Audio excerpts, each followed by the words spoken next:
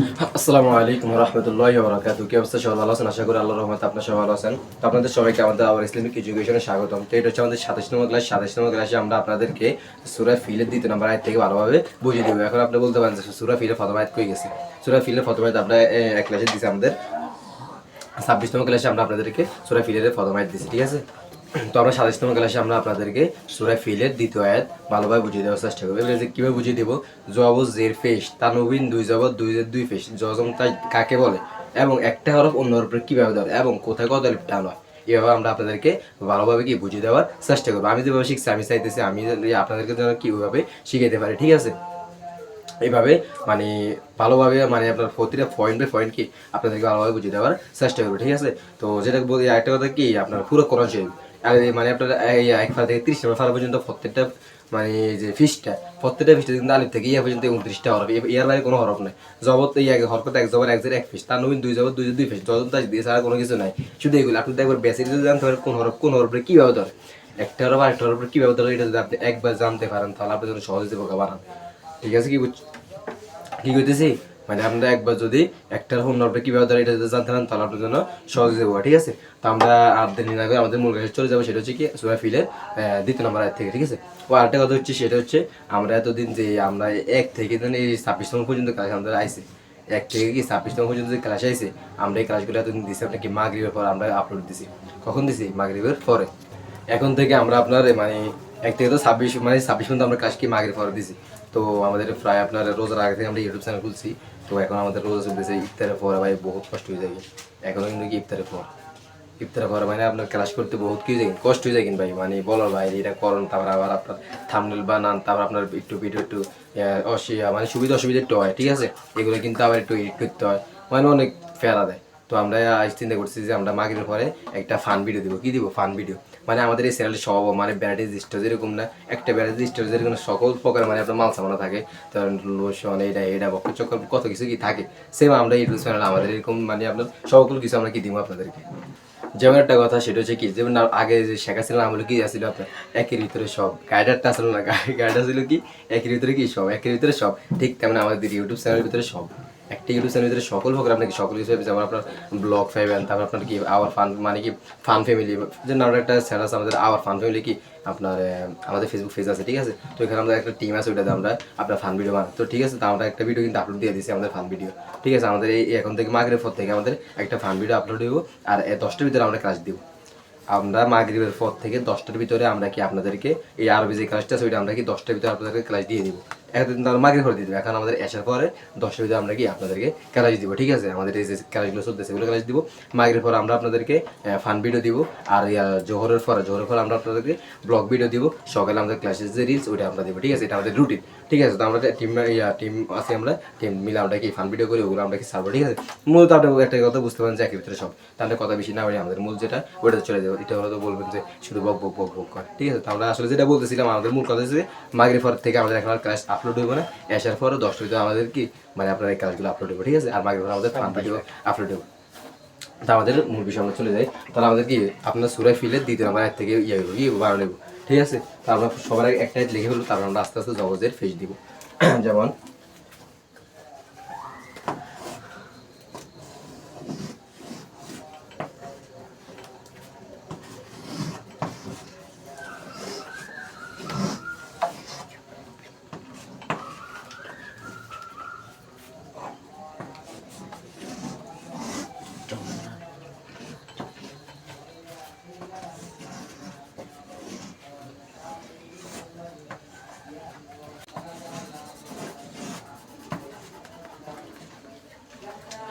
আলামিয়া যে আল কায়দা হুম ফি তাদলিল, ঠিক আছে? তো এখন আমরা কিন্তু আপনার একটা আয়াত লিখে ফেলছি। এখন আমরা কি দিব আপনার জবর জের পেশ। আমরা একটু যদি হরগুলো দেখাই দিই, আলিফ লাম মিম ইয়া জিম আইন লাম কাফ ইয়া দাল হা মিম বা ইয়া তা দদ লাম ইয়া লাম, তা দদ লাম ইয়া লাম, এটা কিন্তু কি আপনার হরফ।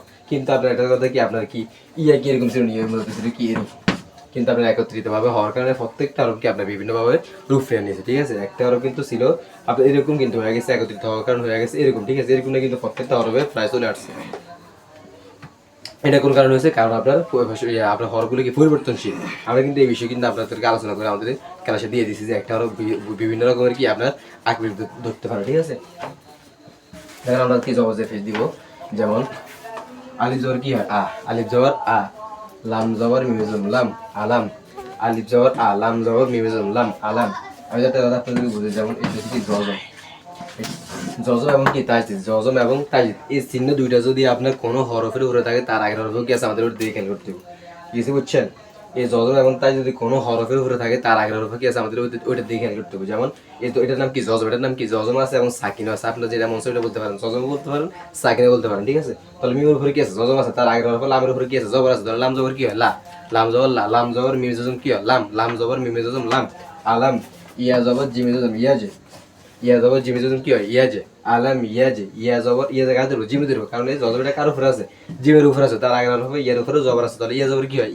ইয়া জবর জিমে জজম ইয়াজে আলাম ইয়াজে, আইন জবর লাম জজম আলাম ইয়াজে আলাম ইয়াজে কাব জবর ইজম কাই আলাম ইয়াজে কাই, দাল জবর দা আলাম ইয়াজে কাইদা। কাব এদের নাম কি? জজম। কার উপরে আছে? এর উপরে আছে, তার আগের হরফ কি আছে? কাব জবর কা, তাহলে কাব জবর ইজম কি হয়? কাই, দাল জবর দা কাইদা আলাম ইয়াজে কাইদা।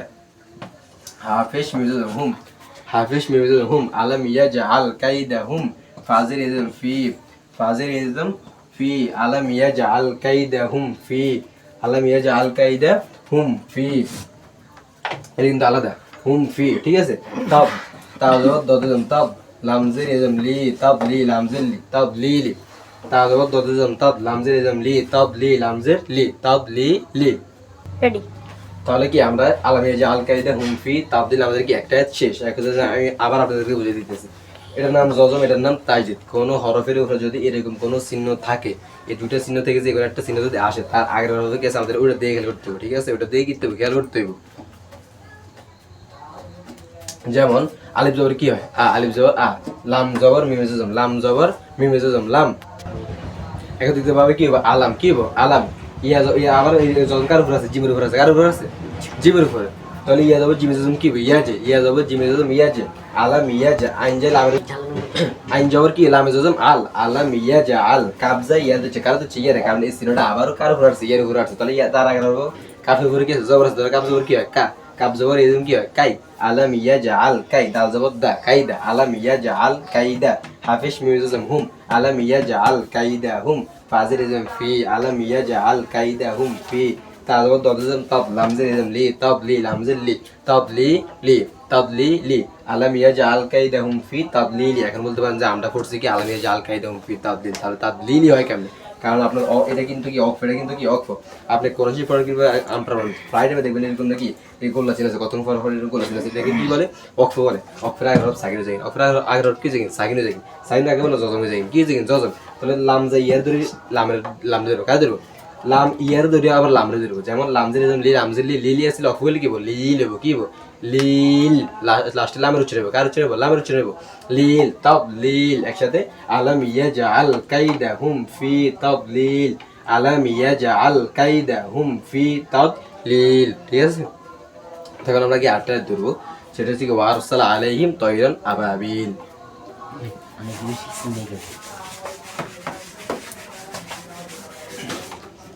তো আমরা সেমি একত্রিত ভাবে কি আমরা একটা লিখে ফেলবো, তারপর আমরা কি আস্তে আস্তে আপনাদেরকে জবজের ফিস দিয়ে বুঝিয়ে দেবো।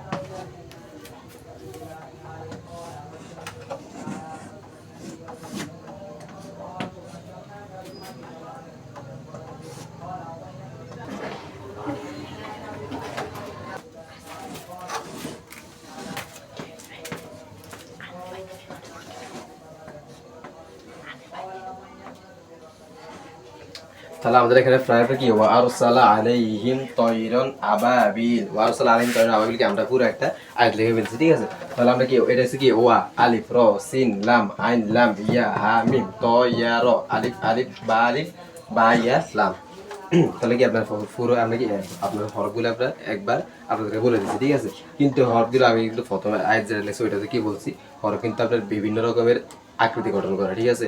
এই সময় একটা থাকে সিন কিন্তু এরকম থাকে, অন্য সময় আরেকটা হয়ে যাবো, আইন এরকম থাকে, অন্য সময় আরেকটা হয়ে যায়, ঠিক আছে? এরকম আপনার বিভিন্ন সময় মানে আপনার অবস্থান বুঝে তারা পরিবর্তন করে, ঠিক আছে? এরকম আপনার হরফের বিভিন্ন রকমের রূপ থাকে, ঠিক আছে?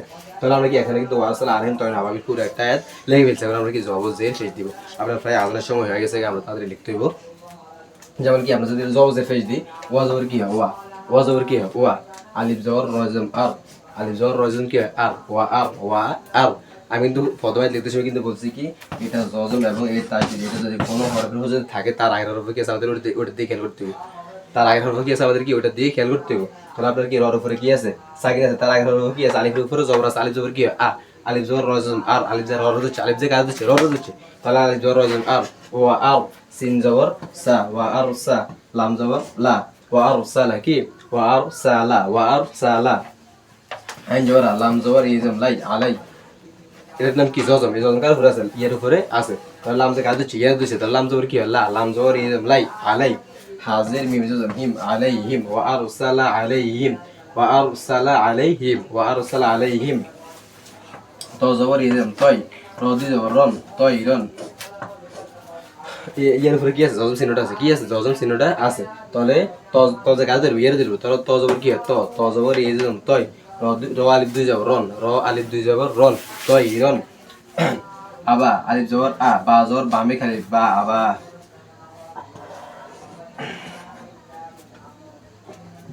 তাহলে বার উপরে কি আছে জবর আছে, বা জবর বামে খালি লিখ বা এক লিপটা নেবো কলিপটা নেবো, জবরের বাম পাশে খালি লিখ মধ্যে হরফ। আপনার যদি কোনো হরফের সময় উপরে যদি জবর থাকে, কোনো হরফের উপরে যদি জবর থাকে তার বাম পাশে যদি খালি থাকে কি থাকে খালি লিখ থাকে, এরকম বার উপরে জবর আছে তার বাম পাশে কি আছে খালি লিখ আছে, এরকম থাকলে আপনার কলিপটা নেবে এক লিপটা নেবো, কলিপটা নেবে এক লিপটা, এইভাবে আপনার যে কোনো যদি এরকম দেখেন তাহলে কয়েকটা নেবে এক লিপটান। এবারে এক লিপটান কাকে বলে, একটা হরফ দুবার উচ্চারণ করতে যতটুকু সময় লাগে ততটুকু হচ্ছে আপনার কি এক লিপটান, যেমন বা বা বাবার উচ্চারণ করছি দুইবার, এই দুবার উচ্চারণ করতে যতটুকু সময় লাগে ততটুকু হচ্ছে আপনার এক লিপটান, যেমন বা, ঠিক তেমনই কি বা, তাহলে আলিফ জবর বা জবর বামে খালি বা আবা তয়রন আবা, বাজির এজম বি লামজের লিবিলি, বাজির এজম বি লামজের লিবিল, এর সাথে ওয়া আরসালা আলাইহিম তয়রন আবাবিলি, এগারোটা বলতে পারেন আমরা পড়ি তো আবাবিল, তাহলে এখানে আবাবিল হয়েছে কেন, কারণ আপনার এটার নাম কি জজম এবং সাকিন, জজম এবং কি সাকিন, এটার নাম কিন্তু দুইটা, আপনি যেটা মনে ওইটা বলতে পারেন, তাহলে অক্ষর আগের হরফ কিন্তু সাকিন হয়ে যায়, কি যায় সাকিন, বাট জজম হয়ে যায়, অক্ষর আগের হরফ কি যায় জজম হয়ে যায়, তাহলে আপনি কি